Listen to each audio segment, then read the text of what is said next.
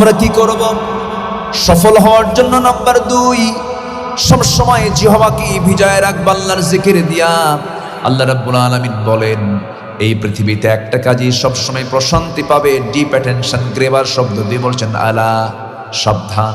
এই যে আলা আলা, ডিপ অ্যাটেনশন গ্রেবার, আল্লাহ পাক সাবধান করে বলছেন, বিযিকরিল্লাহ, আমার জিকিরের মধ্য দিয়ে তাতমাইন্নুল কুলুব, একমাত্র তোমার কলবের প্রশান্তি আসবে, পৃথিবীর কোন কাজেই প্রশান্তি না।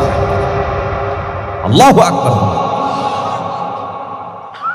আমরা আল্লাহর জিকির করব এক সময় না সব সময়? আস্তে কবেন না, এক সময় না সব সময়? একবার না বারবার? বারবার জিকির করতে হবে, বারবার আল্লাহর নাম নিতে হবে, কারণ শ্বাসে প্রশ্বাসে আল্লাহ রাব্বুল আলামিন আমাকে স্মরণ করেন। আমি যে জিহ্বা দিয়ে কথা বলি, এই জিহ্বাটা জোয়ারে থাকে না ভাটায় থাকে? বলেন বলেন বলেন, জিহ্বা কি জোয়ারে আছে না ভাটায় আছে? শুকনা না ভেজা? বলেন, শুকনা না ভিজা? ভেজা। সর্বক্ষণ ভিজা রাখেন কে? রাতের বেলা যখন ঘুমায় পড়ি তখন থাকে না ভেজা? ভেজা থাকে? ভেজা থাকে কিনা বালিশ চেক করলে টের পর। তখন স্রোত হয়ে যায়। এই যে সর্বক্ষণ চতুর্পাশ্বে আল্লাহ পাক জোয়ার দিয়ে রেখেছেন, শুধু তেঁতুল গাছের সামনে দাঁড়ালেই শুধু জোয়ার না, সামনে যে লোক থাকে তার গালে যে মন। আল্লাহ কে দিয়েছেন? কে দিয়েছেন? আল্লাহ দিয়েছেন। যদি আমার এই জোয়ারটা না থাকতো, আব্দুল্লাহ আমিন এখানে বসে শুধু বোবার মতো বসে থাকতো, মুখের কোনো আওয়াজ বের হতো না। আমি কথা বলছি, আল্লাহ পাক ভিতর থেকে মেশিন সেট করে আমার চতুর্পাশ্বে, জিহ্বার চতুর্পাশ্বে লালা বের করে দিচ্ছেন। এই জন্য আমি কথা বলতে পারছি। আল্লাহ রাব্বুল আলামিন চোখটা দিয়েছেন, 24 ঘন্টা এই চোখটা বাইরে ফাঁকা অবস্থায় থাকে।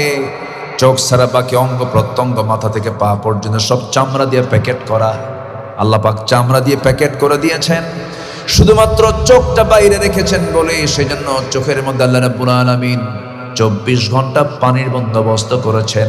24 ঘন্টায় বান্দার চোখ থেকে পানি বের হয় 1 মিলিলিটার। জোরে কোন সুবহানাল্লাহ। সেই পানিটা মিঠা না লবণ? বলেন বলেন বলেন, সেই পানিটা মিঠা না লবণ? লবণ পানি। কি পানি? লবণ।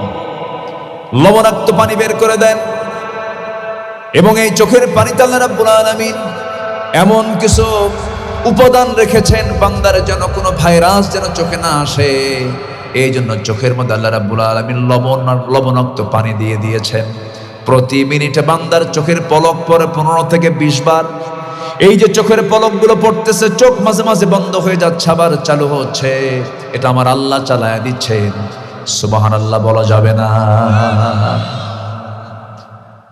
আমার বন্ধুগণ, চোখের পানি লবণ, জিহ্বার লালাকে আল্লাহ রাব্বুল আলামিন স্বাধীন করে দিয়েছেন, কোনো স্বাদ করে দেন নাই, পানসা করে দিয়েছেন। কারণ এটা হলো মেশিন। পুঁটি মাছ খাবেন স্বাদ পাবেন, গরু গোশত খাবেন স্বাদ পাবেন, ছোট মাছ খাবেন স্বাদ পাবেন। ভিন্ন ভিন্ন স্বাদ বোঝার জন্য আল্লাহ রাব্বুল আলামিন এটাকে নিউট্রাল রেখেছেন, টক মিষ্টি ঝাল কিছুই করেন নাই। এই দিকে আবার কানের দিকে যান, কানের ভিতরে কিছু ময়লা আছে। এই ময়লাগুলো এলাকায় কি বলে? গরু খায়? কানের খোল। কিন্তু এটা তো ওই খোল না, আমরা কানের খোল বলি, ঠিক আছে, কিন্তু এই খোল তো ইয়ার ওয়াক্স।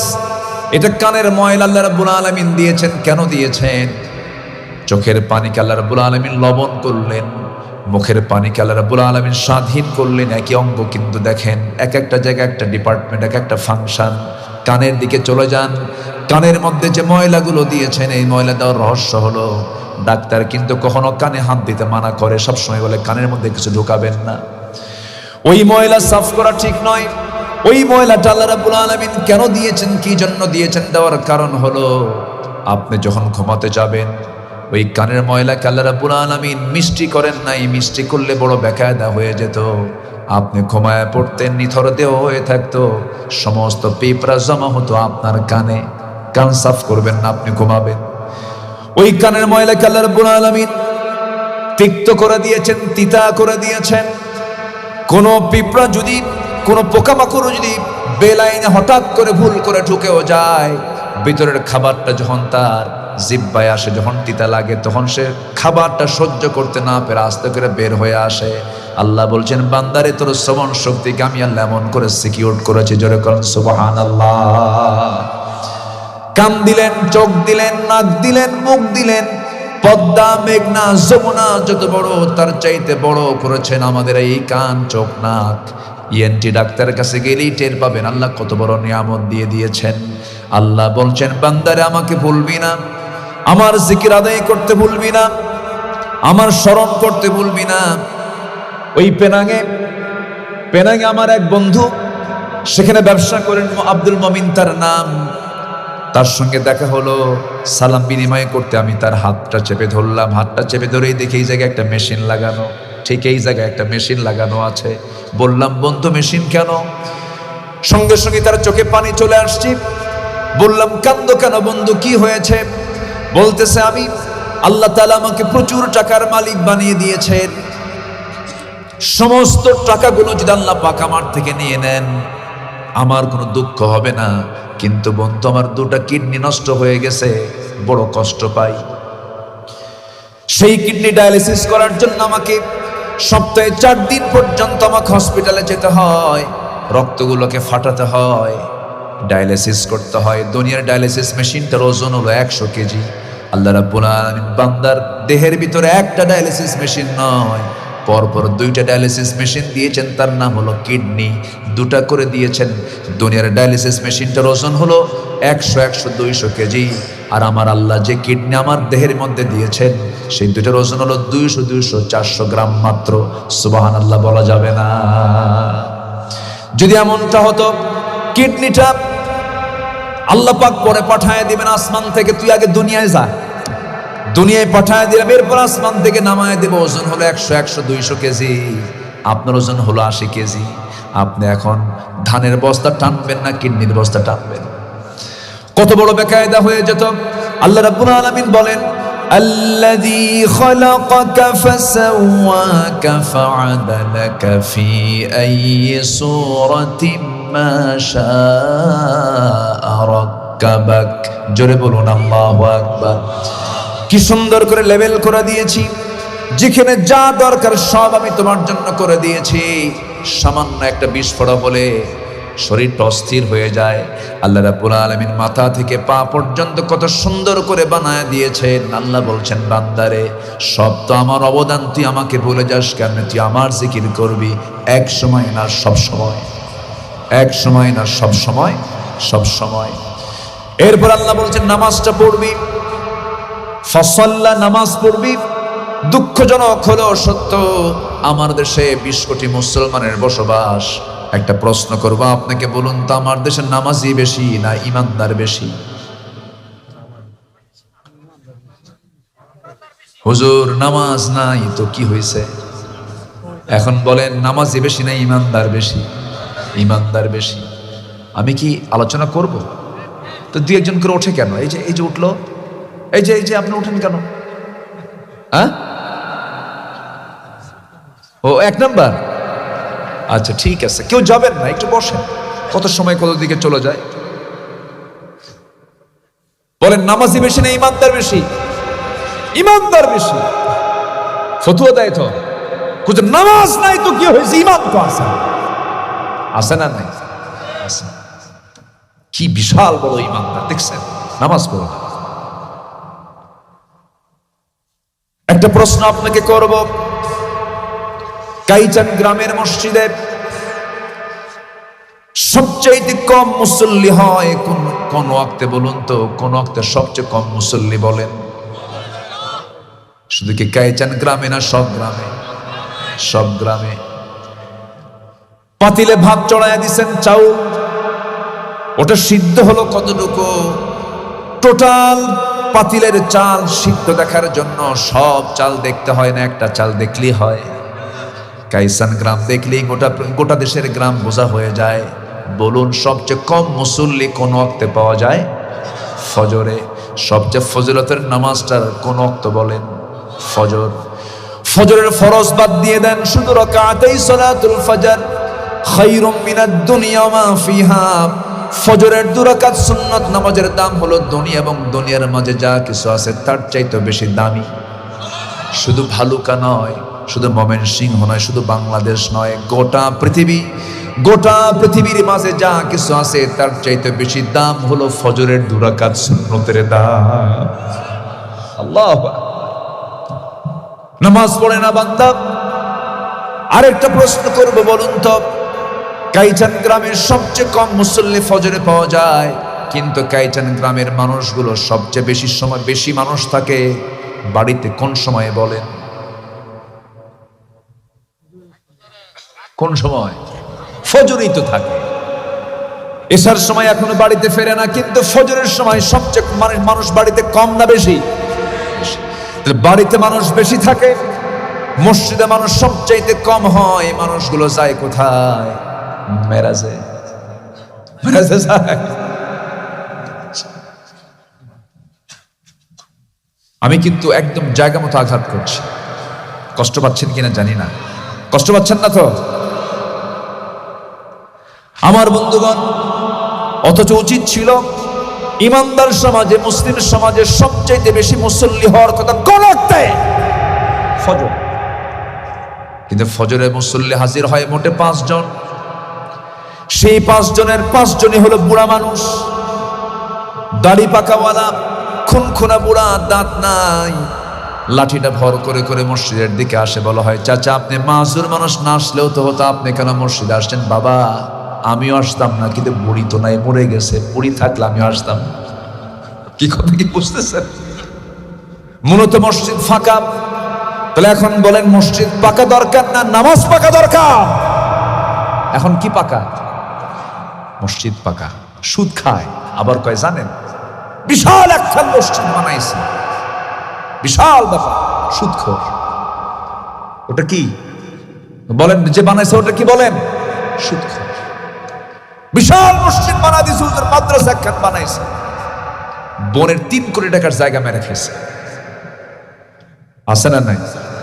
আমি জানি এই ওয়াজের পর আমাকে আর জীবন আপনারা দাওয়াত দিবেন না, দেন সমস্যা নাই, কিন্তু হক কথা কিছু বলে যাওয়া দরকার আছে। বোনের সম্পত্তি মেরে খাওয়া ভাই আছে না নাই? আসতে বলবেন না, আছে না নাই? বোনকে সম্পদ বুঝায় দেয় না। বাপ মারা গেছে 1 যুগ, বোনের সম্পত্তির ধান বেচে খায়। বোনের সঙ্গে ইচ্ছা করে সম্পর্ক রাখে না, বোনের দিকে তাকায় গরুর মতো করে।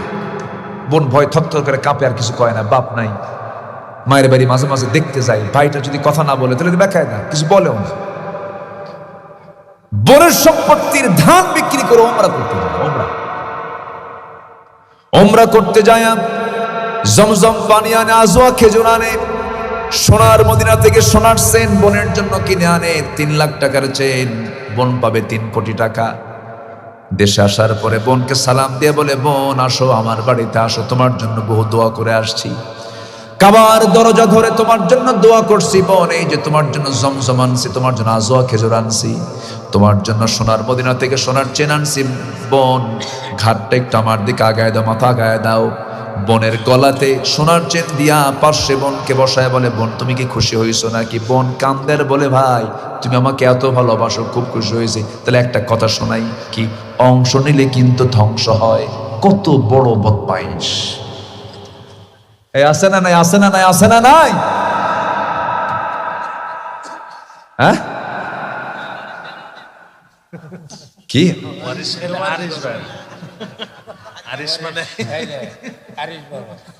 ও, এখানে আবার এই কথা আছে না? ওরে শুধু আমি ওয়াজ পারি নাকি? আজকে তো দেখতেছি বক্তার শ্রোতা মিলে গেছে। চিন্তা করেন কত বড় ভণ্ড! ও কাবায় গেছে, প্ল্যান করে গেছে বোনের সম্পত্তি দেওয়ার জন্য না ঠকানোর জন্য। ওর ওমরা কবুল হবে? হবে না। তিলকা হুদুদুল্লাহ লিযাকারি মিসলু হাযিল উনসাইন। আয়াতের শেষে আসছে তিলকা হুদুদুল্লাহ, এগুলো ঠিক মতো আদায় কর, এগুলো আল্লাহর সীমা, তুই লঙ্ঘন করবি তো উপর করে জাহান্নাম। কার কথা? আসতে বলবেন না, কার কথা? অনেক তাহাজ্জুদ গোজার চোখের পানি ফেলে কান্দে, তাহাজ্জুদের নামাজে কান্দে, কিন্তু সে জাহান্নাম, বনের সম্পত্তি মেরে খায়। আছে না? আসতে কবেন না, আছে না নাই? আছে। এই সময় কেউ যাবেন না, যে যাবেন ভাববো ওটা বনের সম্পত্তি মেরে খাওয়ালো। বসে ভাই ভাই মেরে খায়। আছে এতিম ভাতিজা এতিমকে শেষ করে দেয়। আছে না নাই? আছে না নাই? এগুলো করবেন না, রিজিক বন্ধ হয়ে যাবে, রিজিক থাকবে না, ওগুলো টিকে না। আপনি বনের সম্পত্তি 3 কোটি টাকা পাবে তো আপনার পেটে এমন একটা টিউমার হবে, ওটার দাম 4 কোটি। ওটার দাম কয় কোটি? আরো 1 কোটি টাকা যাবে। আমি এর চাইতে আর ভালো করে বুঝাতে পারবো না। আজকে তো আমার ট্রিটমেন্টই হচ্ছে বাহিরের না ভিতরে, এই জন্য এইগুলো প্যাঁচ লেগে যাচ্ছে, বুঝলেন? প্যাঁচ কি প্যাঁচ লাগতেছে নাকি? কি আপনারা সবাই কি সংশোধন হবো তো ইনশাআল্লাহ? আপনার এই আলোচনা শুধু আপনি শুনছেন না, এই আলোচনাগুলো হয়তো আগামী 4, 5, 6, 7 দিনের মধ্যে কোটি কোটি মানুষ এই আলোচনাগুলো শুনবে। এগুলোর প্রয়োজন আছে। নিজের ভাই নিজের বোনকে ঠকায়, যারা নিজের বোন মায়ের পেটের বোনকে ঠকায়, সে লোককে আপনাকে জিতাবে? বোন কি ঠকায়, তারা কি মানুষ? নফসের প্রবলেম, নফসের রোগ, এগুলো কিসের রোগ বলেন? নফসের রোগ। এগুলো করা যাবে না। সুন্দর করে নামাজ পড়তে হবে আমাকে আপনাকে। 5 ওয়াক্ত নামাজ কখনো ছেড়ে দেওয়া যাবে না। নামাজের কি গুরুত্ব, একটু কান লাগাবেন, দিলের কানটা খুলে একটু মনোযোগ দিয়ে কথাটা শুনবেন। মুসলিম জাহানের একজন বড় খলিফা ছিলেন সাইয়েদনা ওমর ফারুক রাদিয়াল্লাহু তাআলা আনহু। অর্ধ জাহানের শাসনকর্তা তিনি ছিলেন, বড় আল্লাহওয়ালা মানুষ ছিলেন। শুরুটা তার ভালো ছিল না, রাসূলকে মারার জন্য রওনা দিয়েছিলেন। রাসূলকে তিনি মেরে ফেলবেন, তরবারি নাঙ্গা হাতে নিয়েছেন, রাসূলকে মেরে ফেলবেন, কিন্তু পারলেন না। একটা জায়গায় যখন তার কানের মধ্যে ঢুকেছে কিসের সুর? আসতে বলবেন না, কিসের সুর বলেন? কোরআনের সুর যখন তার কানে ঢুকেছে, কোন গোপন টেলিযন্ত্রের মধ্য দিয়া তাকে যেন কে সিগন্যাল দিয়ে দিল, তাহা মা আনজালনা আলাইকাল কুরআনা লিতাশকা। এই আয়াতটা যখন শুনলেন, ওমর ফারুকের চোখের কোনা বেয়ে বেয়ে টপ টপ করে পানি পড়ছে। যদিও তিনি জাহিলি যুগের মানুষ ছিলেন, খিয়ারুকুম ফিল জাহিলিয়া খিয়ারুকুম ফিল ইসলাম, জাহেলি যুগেও যদিও তার জন্ম হয়েছিল, কিন্তু তিনি কোনোদিন মদের বোতল হাতে নেন নাই, জেনার কাজে যান নাই। তারা জাহেলি যুগেও শ্রেষ্ঠ, আবার ইসলামী যুগেও শ্রেষ্ঠ। ভালো কিছু মানুষ থাকে না? হিন্দুদের মধ্যে অনেক ভালো মানুষ কিন্তু আছে, মিথ্যা কথা বলে না, আছে না? না আছে না নাই? ইমান নাই কিন্তু ভালো তবিয়ত গুলো আছে, জেনার কাছে যায় না, আকাম কুকাম করে না। অনেক হিন্দু মানুষের মধ্যে আছে না নাই বলেন? আচ্ছা, এই ওমর ফারুক রাদিয়াল্লাহু তাআলা আনহু অর্ধ দুনিয়ার শাসনকর্তা। নামাজের কি গুরুত্ব বোঝানোর জন্য আমি ছোট্ট একটা ইতিহাসের দিকে যাচ্ছি, আমি একটু কান লাগাবেন, আবার মূল লাইনে চলে আসবো। সাইয়েদনা ওমর ফারুক রাদিয়াল্লাহু তাআলা আনহু সারা জীবন দোয়া করেছেন, আল্লাহুম্মা রযুকনি শাহাদাতান ফি সাবিলিক ওয়াজআল মাউতি ফি বালাদি রাসূলিক। ও আল্লাহ, তোমার কাছে প্রার্থনা আমার, মেহেরবানি করে তুমি আমাকে শহীদি মওত দান করো, আর নবীর এই শহরে মদিনায় তুমি আমার মৃত্যুটা দিয়ে দিও। এই দোয়া তিনি প্রায়শই করতেন, কিন্তু আল্লাহর ফয়সালা তার দোয়া কবুল হয়ে গেছে, যদিও দোয়াটা ছিল প্রতিকূল সময়ের দোয়া। কারণ মদিনায় তখন যুদ্ধ হওয়ার কথা নয়, যুদ্ধ শেষ হয়ে গেছে, মদিনার কোনো ক্রমে যুদ্ধ হওয়ার কোনো সম্ভাবনা ছিল না। কিন্তু তিনি প্রায় প্রায় দোয়াটা করতেন, কিন্তু আল্লাহ রাব্বুল আলামিন তার এই দোয়াটাও কবুল করে নিলেন। কোন একদিন ফজরের নামাজ পড়ার জন্য বাড়ি থেকে মসজিদের দিকে রওনা দিয়েছেন। আগের যুগের খলিফারা নামাজ পড়তেন না পড়াতেন? আসতে কয়, শাসকরা পড়তেন না পড়াতেন? আর আজকের শাসকরা পড়ায় না পড়ে? পড়ে পড়ে পড়ে বিড়ি খায়, ইলেকশনের সময় পড়ে, তো ফাইন। ইলেকশন যখন আসে তার মাথার টুপি দেখে মনে হয় কেবলই জিব্রাইল নাজিল হলো আকাশ থেকে। উরি বাপরে বাপ। এবং কি সুন্দর ফতুয়া দেয়, আগামীকাল ঈদুল আজহার জানাজা নামাজ। জানেন না এগুলো? জানেন না? এই হচ্ছে অবস্থা। বদমাইশ গুলো বোতল খায়, তো বোতল খাইলে কি আর মাথা থাকে? আমার বন্ধুগণ, শাসকরা নামাজ, আগে ইসলামের যে যারা শাসক ছিলেন তারা কি নামাজ পড়তেন না পড়াতেন? আর আজকে শাসকরা নামাজ পড়ে না পড়ায়? কোনটাই না। আমরা এমন শাসক দেখতে চাই, শুধু নামাজ পড়বেন না, আগামীর বাংলাদেশে আমরা এমন শাসক দেখতে চাই যে নামাজ শুধু পড়বেন না, পড়াবেন। ঠিক কিনা? এই একটা লাইনে বহু বড় মেসেজ আছে, আমরা বোঝার চেষ্টা করি। আল্লাহ কবুল করুন, জোরে বলি আমিন। জানেন আমার দোয়া সরাসরি আল্লাহর কাছে যাবে কেমন? আমার দোয়া শাসক হয়ে যাবে। আর সুলতানু জিল্লুল্লাহ, আর সুলতানু জিল্লুল্লাহ। কি জুমার খুতবায় দেওয়া হয় না এই হাদিসটা? ওমর ফারুকের কাছে সব আসছে, নীল দরিয়া শুকায় গেছে, পানি নাই, সবাই তার কাছে ই করছে, কি করা যায়? ওমর ফারুক রাদিয়াল্লাহু আনহু তিনি নীল দরিয়াকে লক্ষ্য করে তিনি একটা চিঠি লিখলেন। সেই চিঠিখানা ভাঁজ করে বললেন, দরিয়ায় ছেড়ে দাও। দরিয়ায় শুধু চিঠিখানা ছেড়ে দেওয়া হয়েছে। দরিয়া, নীল দরিয়ার পানির ঢেউয়ে উপচে পড়ে চতুর্দিকের নদী নালা, সব খাল বিল, সব মাঠ সবুজ শ্যামলে রূপান্তরিত হয়ে গেছে। তাহলে আমাদের দোয়া কবুল হবে শাসক হইয়া। কি হইয়া? শাসক হয়ে। সব চলে গেছে ওমর ফারুকের দরবার, উনি দোয়া করেছেন, দরিয়ার পানি ভরে গেছে, দোয়া করেছেন, চিঠি দিয়েছেন। সম্মানিত ভাইয়েরা, আমরা যাবো কখন তাদের কাছে? তাদের তো দোয়া চাওয়ারই সময়। রাগ করতেছেন মনে হয়। ওমর ফারুক রাদিয়াল্লাহু তাআলা আনহু তিনি কি করলেন? এই দোয়াটা প্রায়ই করতেন। ফজর নামাজ পড়ার জন্য তিনি মসজিদের উদ্দেশ্যে বের হয়েছেন, নামাজ শুরু করেছেন। প্রথম রাকাত নামাজ পড়েছেন, দ্বিতীয় রাকাত নামাজ পড়তে নিয়া রুকুতে যখন চলে গেছেন, সেই সময় এক শত্রু পিছন দিক থেকে এসে তার পেটের মধ্যে চাকু ঢুকাইয়া দিয়েছে। যখন পেটের মধ্যে চাকু যখন ঢুকেছে, তৎক্ষণাৎ তিনি রুকু থেকে দাঁড়ায়া নিজেকে সেভ করার জন্য তিনি বারবার ধস্তাধস্তি করছিলেন, আত্মরক্ষার জন্য চেষ্টা চালাচ্ছিলেন। কিন্তু বুঝে ওঠার আগেই শক্ত করে ধরে সাইয়েদনা ওমর ফারুকের তল পেটের দিকে আবার চাকু বারবার করে দুবার করে পেটের মধ্যে ঢুকায় দিয়েছে। ডাবল স্টেপ যখন মেরেছে, ভুঁড়িটায় কিছু অংশ বের হয়ে গেছে, বিষাক্ত চাকু, বিষ মিশ্রিত চাকু। সাইয়েদনা ওমর ফারুক রাদিয়াল্লাহু আনহু আর দাঁড়ায় থাকতে পারলেন না, মাথা চক্কর মেরে সেন্সলেস হয়ে জমিনে পড়ে গেলেন। জমিনটা রক্তে রঞ্জিত হয়ে গেল, মুসাল্লা রক্তে রঞ্জিত হয়ে গেল।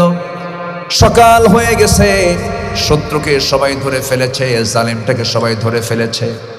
ঘুম থেকে সেন্সলেস অবস্থায় ছিলেন কয়েক ঘন্টা। সেন্স যখন ফিরে আসলো, তার সেন্স ফিরে আসার সঙ্গে সঙ্গেই দেখতে পাচ্ছেন গোটা দেহ থেকে রক্ত ঝরতেছে, একদম মৃত্যুর নিকটবর্তী হয়ে গেছেন তিনি। ওই সময় তিনি সন্তানটার দিকে তাকায় বলছে, আব্দুল্লাহ তুমি কান্দো কেন? তুমি হাসো, কারণ আল্লাহ তাআলা আমার দোয়া কবুল করে নিয়েছেন। আমি শহীদের দরজা পেতেছি, আমি শহীদ হয়ে যাব, আমি বাঁচব না। আল্লাহ পাক আমার দোয়া কবুল করে নিয়েছেন। আব্দুল্লাহ আমাকে যে আঘাত করেছে সে কোনো মুসলিম নয়, মুসলিম পরিবারের কোন সদস্য নয়, যে আমাকে মেরেছে আবু লুলু মাজুসি, সে একজন অগ্নি পূজক। আমি নিশ্চিত আমি শহীদ হয়ে যাচ্ছি। আব্দুল্লাহ আমার জন্য তাড়াতাড়ি পানি আনো। আব্দুল্লাহ করলেন কি, তাড়াহুড়ো করে দৌড় মেরে গিয়ে এক গ্লাস পানি তার সামনে হাজির করে বলছে, আব্বা এই যে পানি, তাড়াতাড়ি পান করুন। ওমর ফারুক বলছেন, আব্দুল্লাহ রে বুঝতে ভুল করো কেন? আমার কলিজার কোনো তৃষ্ণা নাই, আমার তৃষ্ণা হলো ফজর নামাজ, আমার এখনো হয় না, উজুর পানি এনে দাও। জোরে বলি সুবহানাল্লাহ, আরো জোরে বলি সুবহানাল্লাহ। আহত হয়েছেন কিসের ভিতরে? বলেন কিসের ভিতরে? কোন রাকাতে? বলেন কোন রাকাতে? দ্বিতীয় রাকাতে। দ্বিতীয় রাকাতে তিনি ইনজুরি হলেন, সালামটা ফিরতে পারেন নাই, নামাজটা শেষ হয় নাই। তার সেন্স ফেরার সঙ্গে সঙ্গে তিনি বলছেন, আব্দুল্লাহ ওজুর পানি এনে দাও, কোনো কথা নাই, আমার আল্লাহর হকটা আমার এখনো শেষ হয় নাই, ওজু বানাবো, নামাজে দাঁড়ায় আমি আল্লাহর হকটা আদায় করে নেব। নামাজের কি গুরুত্ব! قد أفلح من تزكى وذكر اسم ربه فصلى। আমার বন্ধুগণ, এরপর ওমর ফারুক রাদিয়াল্লাহু আনহু বলছেন, আব্দুল্লাহ শোনো, তুমি কান্দো কেন? আব্বা আপনার জন্য ডাক্তার আনছি। সঙ্গে ডাক্তার বসা। ওমর ফারুক বলছেন, ডাক্তার তুমি কি করবা? আমিরুল মুমিনিন অনুমতি দিলে পরে চিকিৎসা শুরু করব। চিকিৎসা শুরু করতে পারো ডাক্তার, তবে লাভ হবে না মনে হয়। এবার বলছেন, আপনাকে 1 গ্লাস দুধ দিলাম, 1 গ্লাস দুধ আপনি পান করুন। দুধ হাতে নিয়ে তিনি বিসমিল্লাহ বলে সেবন করলেন, কিন্তু কাম হলো না। পেট ফুটা হয়ে গেছে, ফুটা দিয়া নারী যে ফুটা হয়ে গেছে, দুধগুলো সব পেট দিয়ে বের হয়ে গেল। ডাক্তার চিৎকার মেরে বলছেন, ইন্না লিল্লাহ, আমার সব চেষ্টা ব্যর্থ, রোগীকারা আজকে বাঁচাতে পারবো না, আমরা খলিফাতুল মুসলিমিনকে খুব দ্রুত সময়ের মধ্যে হারায় ফেলবো। ওমরে ফারুক মুস্কি হাসি মেরে বলছেন, ডাক্তার তুমি আমাকে যতই বাঁচানোর চেষ্টা করো না কেন বাঁচাতে পারবে না, কারণ নাকের মধ্যে ওমর জান্নাতের সুঘ্রাণ পেয়ে গেছে। যেরকম সুবহানাল্লাহ। ওমর দুনিয়া থেকে বিদায় নেবে, ওমর সফলতার দিকে চলে যাচ্ছে। ডাক্তার তুমি বিদায় নাও, তুমি চলে যাও। ডাক্তার যখন ঘর থেকে বের হয়ে যাচ্ছিলেন, ওমরে ফারুক তার পিছনের দিকে তাকায় দেখেন তার পাজামার কাপড়টা গিরার নিচে। এবার তিনি ডাকতেছেন, ডাক্তার এইদিকে আসো। তুমি কি সেই হাদিসটা তুমি ভুলে গেছো যে হাদিসে রাসূল বলেছেন, লা ইয়ানজুরুল্লাহু ইয়াওমাল কিয়ামা, আল্লাহ তাআলা ওই বান্দার দিকে কিয়ামতের দিন নজর দিবেন না যার পাজামার কাপড়টা গিরার নিচে থাকে। পাজামার কাপড়টা ঠিক করো, চিন্তা করো, দেখুন মৃত্যুর পূর্ব মুহূর্ত অন্তিম শয্যায় শায়িত হয়ে একজন মুসলমান দ্বীনের দাওয়াত দিতেও চুল পরিমাণ ভুল করেন নাই। যেরকম সুবহানাল্লাহ। এগুলোর নাম জিকির, এগুলোর নাম কি বলেন? জিকির।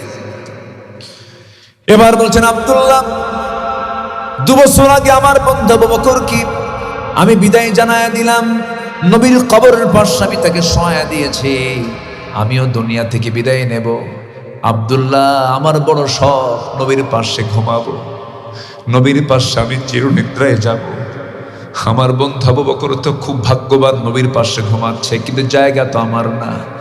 আমার বন্ধু আবু বকর রাদিয়াল্লাহু তাআলা আনহুর মেয়ে আয়েশা হওয়ার কারণে সে সহজেই সুযোগটা পেয়ে গেছে, কিন্তু জায়গা তো আমার না। ঘরটা তো হচ্ছে মা আম্মা জান আয়েশা সিদ্দিকা রাদিয়াল্লাহু তাআলা আনহা। তুমি একটু যে বলতে পারবা, আমার হয়ে বলবা, আব্বাজান পাঠায় দিছে, যদি সে জায়গাটা দিত আমি নবীর সঙ্গে ঘুমাতাম। সাইয়েদনা আব্দুল্লাহ ইবনে ওমর গিয়ে বলছেন, আব্বা আমাকে পাঠায় দিলেন, আপনার জায়গাটুকু তিনি চান, রক্তে রঞ্জিত আমার আব্বাজান এই শেষ চাওয়াটা আপনার কাছে চাচ্ছেন। আম্মা জান আয়েশা সিদ্দিকা রাদিয়াল্লাহু তাআলা আনহা চোখের পানি ফেলতে ফেলতে বলছেন, আহারে জগৎধন্য একজন মানুষ, অর্ধ জাহানের খলিফাতুল মুসলিমিন ওমর ফারুকের মতো মানুষ আমার কাছে একটা জিনিস আবদার করছে, আমি কেমন করে প্রত্যাখ্যান করি? আমি আয়েশা আমার জায়গাটুকু আমি ওমর ফারুকরে দান করে দিলাম। এখন আমার নবীর কবরের সাথে আমার নবীর সঙ্গে 2জন সাহাবী শুয়ে আছেন। 2জন সাহাবী সাইয়েদনা আবু বকর এবং ওমর রাদিয়াল্লাহু তাআলা আনহু, বাকিগুলো সব বাকি গোরস্থানে, বাকিল গারকাদে সব শুয়ে আছেন। এই তো 4 মাস আগে গিয়েছিলাম, সপরিবারের ছোট্ট একটা ছেলে আমার সঙ্গে ছিল, 4টা মেয়ে ছিল, ওয়াইফ ছিল আমার সাথে। রাত 3টার দিকে ছেলেটাকে নিয়ে বললাম, চলো আব্বা চলো, রাউদাতুম মিন রিয়াদিল জান্নাহ যাই, চলো। আমার নবীজি তার মুখ দিয়ে বলেছেন, এই পৃথিবীর জায়গায়, এই পৃথিবীর এই জমিনে জান্নাতের একটা টুকরা আছে, জান্নাতের একটা টুকরা আছে, তা হলো মা বাইনা বাইতি ওয়া মিনবারি রাউদাতুম মিন রিয়াদিল জান্নাহ। আমার ঘর এবং আমার কবর এর মাঝখানের যে অংশটুকু, এটা হলো রাউদাতুম মিন রিয়াদিল জান্নাহ। চলো আব্বা চলো, একটু যে দেখে আসি। ছেলেটাকে নিলাম, নিয়ে ভিতরে চান্স পেলাম, ভিতরে ঢুকলাম। ভিতরেই ঢুকে মাত্র 10 মিনিট সময়, 10 মিনিটের বেশি থাকতে দেয় না, যারা গেছেন 10 মিনিটের বেশি কিন্তু থাকতে দেয় না, বের করে দেয়। আমার বন্ধুগণ, এমত অবস্থায় সিদ্ধান্ত নিলাম কি করা যায়। ভিতরে ঢুকি, মন চাইলো যা ফজর নামাজটা ভিতরেই পড়ে যাব, এমন বরকতের জায়গায় বারবার তো আসার সুযোগ হয় না। পিছনে বসে একটু দাঁড়ালাম, দাঁড়ানো মাত্রই দেখি আমার দেশের চেহারাওয়ালা, আমার দেশের কিছু মানুষ পরিচ্ছন্ন কর্মী নাজ্জাফা, তারা পরিচ্ছন্ন কর্মীর কাজ করে। 8 থেকে 10 জন আমাকে দেখে চিনে ফেলে সব একসঙ্গে এসে সালাম মুসাফা করলো। হুজুর আপনার ওয়াজ শুনি, ভাবলাম দেখি তো একটু কাজে লাগান যায় নাকি। এবার বললাম ভাই আমার তো ওয়াজ শোনেন, আমাকে চিনেন, আমাকে জানেন, কিন্তু ফজর পর্যন্ত আমি ভিতরে থাকতে চাই, কোনো ব্যবস্থা করা যায় নাকি? হুজুর একটু থামেন, দেখেন দেখি, দেরি করি, একটু দেরি করেন, কি করা যায়। 4-5 জন 6-7 জন মিলে অ্যাডমিনিস্ট্রেশন যে অফিসার ওই রাউদাতুম মিন রিয়াদিল জান্নার ভিতরে, তাদের প্রধানের কাছে গিয়ে আমার ব্যাপারে এমন বলছে। আমার দেশের মানুষ কিন্তু পাম্প দিতে পারে, খুব বলছে। আমি কিচ্ছুই না, আমার যে মানে বেশি বেশি বলে এমন ভাবে তাকে গলায় ফেলছে, কনভিন্স করে ফেলেছে। শেষ পর্যন্ত ওই অ্যাডমিনিস্ট্রেশন অফিসার দৌড় মেরে এসে আমার হাতটা ধরে টেনে নিয়ে রাউদাতুম মিন রিয়াদিল জান্নাত ভিতরে ফার্স্ট কাতারে আমার নবীর কবরের সাথে দেওয়ালের সঙ্গে একটা গ্রিল একটা মানে প্রাচীর, তার সাথেই হলো প্রথম রাকাতের প্রথম জায়গায় ওখানে আমাকে আস্তে করে বসায় দিয়া, ইনটেক এক জমজমের বোতল আমাকে দিয়া, এরপরে খেজুর দিয়া, আতর দিয়া আমাকে বরণ করে নিয়ে মুস্কি মুস্কি হাসি মেরে এমন সুমা খাইলো, মানে থুতুওয়ালা সুমা, বুঝলেন, ওরা তো সুমা খায় খুব, সুমা টুমা দিয়া দোয়াটা কইরা ওখান থেকে উঠে আসলো। আমি এখন বসে পড়লাম সামনে। যারা সুপারিশ করেছে তারা হচ্ছে ময়মনসিংহের মানুষ, কেউ তো আলহামদুলিল্লাহ কইলেন। নান্দাইল, কিশোরগঞ্জ, বাজিতপুর, এরকম এই মানে নান্দাইল, গফরগা, বাজিতপুর, ভৈরব, এই এলাকার কিছু ভাইয়েরা সেখানে একসঙ্গে চাকরি করে, সুপারিশ করে আমার এই সুযোগটা করে দিয়েছে। আলহামদুলিল্লাহ বললেন না তো? তাহলে আপনারা কি কম? অনেক কিছু, মাশাআল্লাহ। আমি ওখানে গিয়ে বসলাম। বসার পর বাম পাশে আমার নবীজির কবর, জাস্ট 3 থেকে 4 হাত দূরে একটা ফাঁকা জায়গা আছে, ওখান থেকে দেখাও যায়। আমি বারবার দেখার চেষ্টা করছি, মানে আমার পাশে আর কেউ নাই, আমি একদম সামনে দেখার চেষ্টা করছি। ডান পাশে তাকাই, আমার নবীজির মিম্বার, যেখানে দাঁড়িয়ে রাসূল খুতবা দিতেন, কথা বলতেন। আমার রসুল করতেন কি ওই ঘর থেকে বের হতেন, মিম্বারে যেতেন। আমার নবীর ঘর এবং মিম্বার ঠিক মিডল পয়েন্ট আমি বসা। আমি আমার 2টা হাত দিয়ে শুধু বারবার জায়গাগুলো আমি ধরতেছি আর ভাবতেছি এই জায়গাতে রসুল কতবার হেঁটেছেন, কতবার যাওয়া আসা করেছেন, কত সিদ্ধান্ত নিয়েছেন। আমি চোখ বন্ধ করে যখন ছিলাম, আমার কাছে মনে হচ্ছিল আমার নবীজির গায়ের ঘ্রাণ যে আমার নাকে এসে ধাক্কা দিচ্ছে। আমি ওই জায়গায় বসে একটা দোয়া করেছি, আল্লাহ বিআইয়ি আরদিন তামুত, কোন জমিন আমার মৃত্যু হবে জানি না, তবে যেদিন মৃত্যু হবে আল্লাহ তার একদিন আগে তুমি আমাকে মদিনায় পাঠায়, আমি যেন আমার নবীর শহরে যেন ঘুমাতে পারি। সম্মানিত ভাইয়েরা, প্রত্যেকটা সাহাবীর মর্যাদার পিছনে যতগুলো কারণ আছে, এর মধ্যে 1 নম্বর কারণ হলো প্রত্যেক সাহাবী তাদের জীবনের চাইতে রাসূলকে বেশি পরিমাণ ভালোবেসেছে। এই মোহাব্বত প্রত্যেক ইমানদারের মধ্যে থাকার দরকার আছে না নাই? আসতে বলবেন না, আছে না নাই? আল্লাহ কবুল করুন, জোরে বলি আমিন। আমরা নফসকে শুদ্ধ করার জন্য 1 নম্বর পন্থা হচ্ছে আমরা তওবা করব। কি করব বলেন? কি করব? আমরা তওবা করব। কার কাছে? ভুল আছে না নাই বলেন তো? আমাদের ভুল আছে না নাই? ভুল যেহেতু আছে, তওবা করার দরকার আছে না নাই? আচ্ছা, একবার না বারবার? বারবার তওবা করব।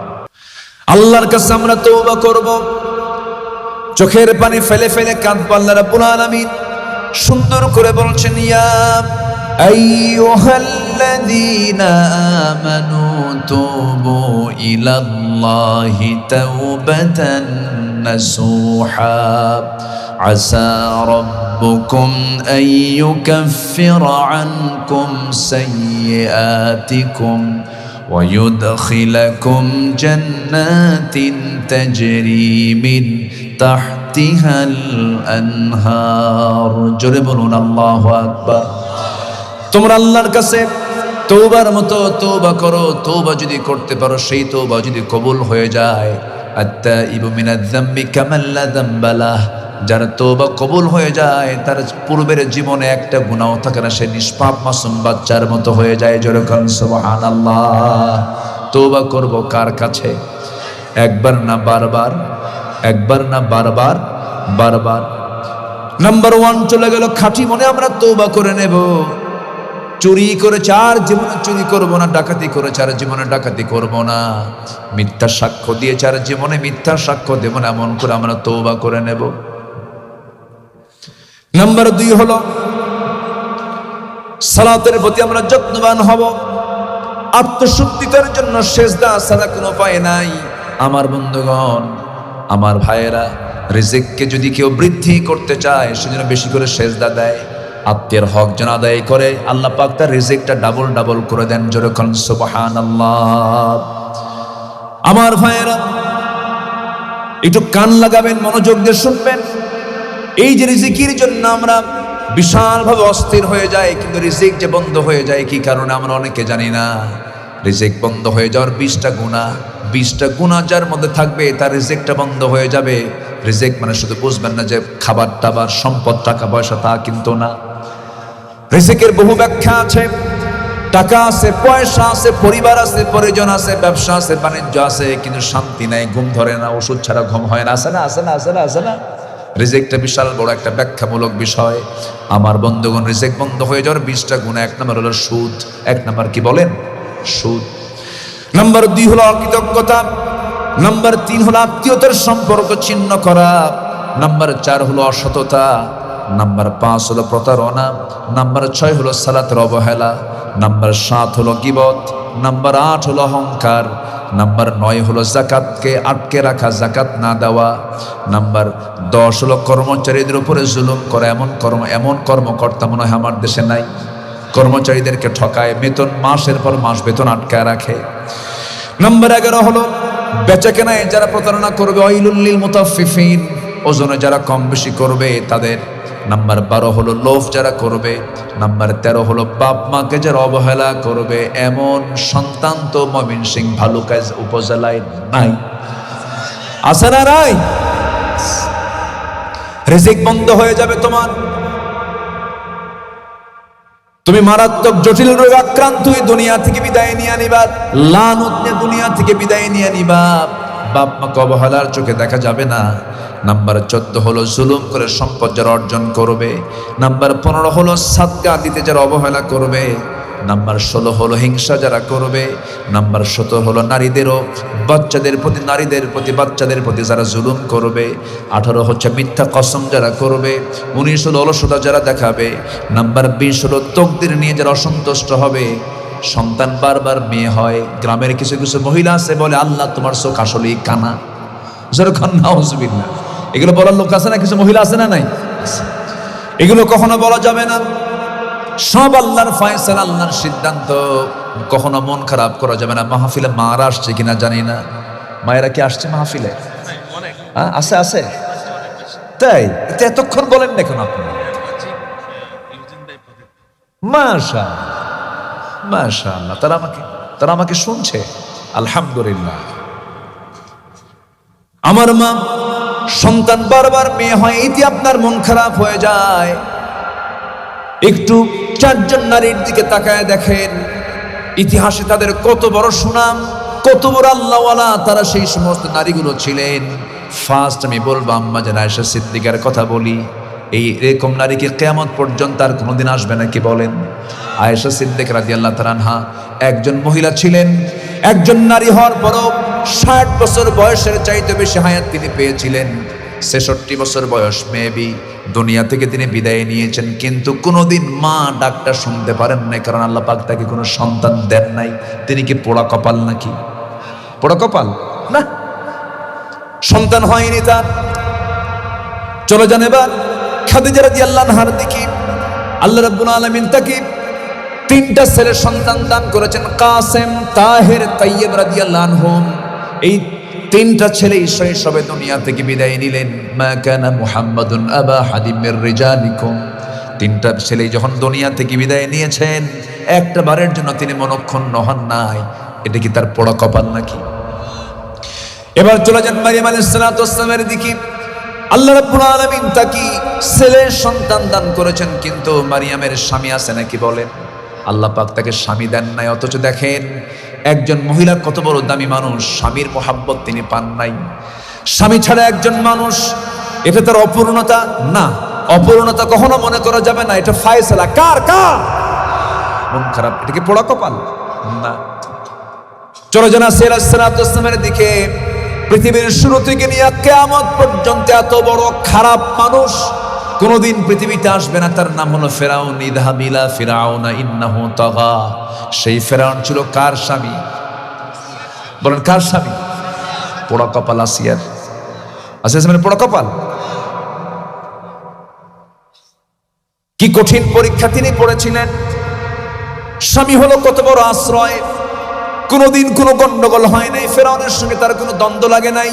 শুধু দ্বন্দ্ব লেগেছিল হলো তাওহীদ নিয়া, কালেমা নিয়ে। যখন দ্বন্দ্ব হয়ে গেল, যখন শুনলো আসিয়া কালেমা পড়েছে, ফেরাউন বলল, আসিয়া শোনো, আমি সব জায়গায় জুলুম করি, কিন্তু আমি তোমাকে কোনোদিন জুলুম করি নাই, এটা সত্য।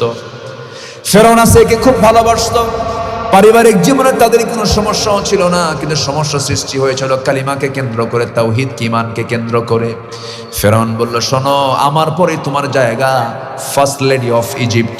এই ইজিপ্টের তুমি হলে ফার্স্ট লেডি, আমার পরের নাগরিক তুমি। এত সম্মানজনক পদ তুমি ছেড়ে দিয়ে তুমি কালিমা পড়তে গেলে কেন? বাদ দিয়ে দাও।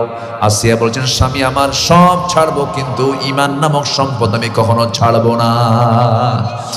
শেষ পর্যন্ত হলো কি, ফেরাউন বলল, আসিয়া আমার তো মান সম্মান ডুবে গেল। এবার হামান বলছে, ফেরাউন বুকের শত্রু, বড় শত্রু, আসিয়াকে বেঁচে রাখা যাবে না, মেরে ফেলতে হবে। জাল্লাত রেডি করেন। জাল্লাত রেডি করে যখন তার সামনে হাজির করা হলো, বলা হলো, আসিয়া আজকে তোমাকে জল্লাদ দিয়ে, করাত দিয়ে টুকরো করে, 2 টুকরা করে শেষ করে দেব। আসিয়া মুসকে মুসকে হাসি মেরে বলছে, স্বামী আমার, কোনোদিন বেয়াদবি করে না, আজকে বেয়াদবি করব না। আপনি আমাকে মেরে ফেলবেন সিদ্ধান্ত নিয়েছেন, কিন্তু আমার আল্লাহ আমার নাকের মধ্যে জান্নাতের ঘ্রাণ ঢুকায়া দিয়েছে। আমার কোনো টেনশন নাই। আপনি যত আমাকে মৃত্যুর হুমকি দেখাবেন, আমার ঈমান তত মজবুত হয়ে যাবে। শেষ পর্যন্ত করাত নিয়ে সামনে জল্লাদ বসে গেছে, কপালে ঠেকে দিয়েছে করাত। ওই সময় 4000 বছর আগে আসিয়া সালাতু ওয়াস সালাম কত বড় একজন দামি নারী ছিলেন, একটা দোয়া করেছিলেন। সেই দোয়াটা কোরআনে আল্লাহ রাব্বুল আলামিন কোট করেছেন। সেই দোয়া হলো, রব্বি বিনিলি ইনদাকা বাইতান ফিল জান্নাহ ওয়া নাজ্জিনি মিন ফিরআউনা ওয়া আমালিহি। আল্লাহ তুমি আমাকে বানায়া দাও, রব্বি বিনিলি ইনদাকা, আমার জন্য বানায়া দিবা, ইনদাকা তোমার কাছে, ইনদাকা এত কাছে। আল্লাহকে বলছে, আল্লাহ তোমার কাছে বানায়া দিবা, বাইতান একটা ঘর, ফিল জান্নাত জান্নাতের ভিতরে। আল্লাহু আকবার বলেন। জান্নাতে একটা ঘর থাকবে না, অসংখ্য ঘর, অসংখ্য নিয়ামত থাকবে জান্নাতের মধ্যে। কিন্তু আসিয়া চাচ্ছেন একটা ঘর, কিন্তু আল্লাহ সেই ঘরটা যেন থাকে তোমার ঘরের দেওয়ালের সাথে। জোরে করেন সুবহানাল্লাহ। আল্লাহকে কত বড় ভালোবাসলে পরে, আল্লাহকে কত কাছে টানলে পরে এমন জাতীয় দোয়া বের হয়ে আসে। আল্লাহ রাব্বুল আলামিন গোটা পৃথিবীর সমস্ত মানুষের জন্য, সমস্ত মুসলিমার জন্য আসিয়ার দোয়াকে মডেল বানায়া সূরা তাহরিমের ভিতরে আল্লাহ রাব্বুল আলামিন এই দোয়াটাকে কোট করে দিয়ে বলছেন, ও দুনিয়ার সমস্ত মুসলমানরা, তোমরা আসিয়ার মতো দোয়া করো, আমি তোমাদেরকে আসিয়ার মতো কবুল করে নেব। জোরে কোন সুবহানাল্লাহ। আমরা সবচেয়ে কাছে মহব্বত করব কাকে বেশি? আসতে বলবেন না, কাকে বেশি বলেন, কাকে কাকে কাকে? সবাইকে 5 ওয়াক্ত নামাজ পড়তে রাজি আছেন? 5 ওয়াক্ত নামাজ পড়বেন কারা কারা? একটু হাত তুলে দেখান তো দেখি। চিৎকার মেরে বলি, ইয়া আল্লাহ, আমাদেরকে 5 ওয়াক্ত সালাত আদায় করার তৌফিক তুমি আল্লাহ দিয়া দাও। জোরে বলি আমিন, আরো জোরে আমিন। কষ্ট পেলেন মনে হয়। মাদ্রাসার নাম কি? আল জামিয়াতুল ইসলামিয়া দারুল উলুম কাইচান। আপনাদের কপালটা অনেক ভালো, এখানে একটা প্রতিষ্ঠান গড়ে উঠেছে, বলি আলহামদুলিল্লাহ। আমার ব্যক্তিগত প্রতিষ্ঠানও আছে। শিক্ষা 54 বছর তো জাতি কম পায় না, এত শিক্ষা পাইছে, শিক্ষার ঠেলায় 28 লক্ষ কোটি টাকা দেশ থেকে পাচার করে নিয়ে চলে গেছে। এলো শিক্ষার ফলাফল, চুরি ডাকাতি। আমরা এগুলো আর দেখতে চাই না, এগুলো হরবুল কারণ হচ্ছে নৈতিক শিক্ষার অভাব। আপনার সন্তান ডাক্তার, ইঞ্জিনিয়ার, জজ, ব্যারিস্টার যা হয় হোক, আগে সন্তানকে হাফেজ বানাতে হবে, আগে সন্তানকে হাতে তুলে দিতে হবে, কি বলেন, কোরআন তুলে দিতে হবে। এই মাদ্রাসার জন্য আজকে আমরা কিচ্ছু চাবো না,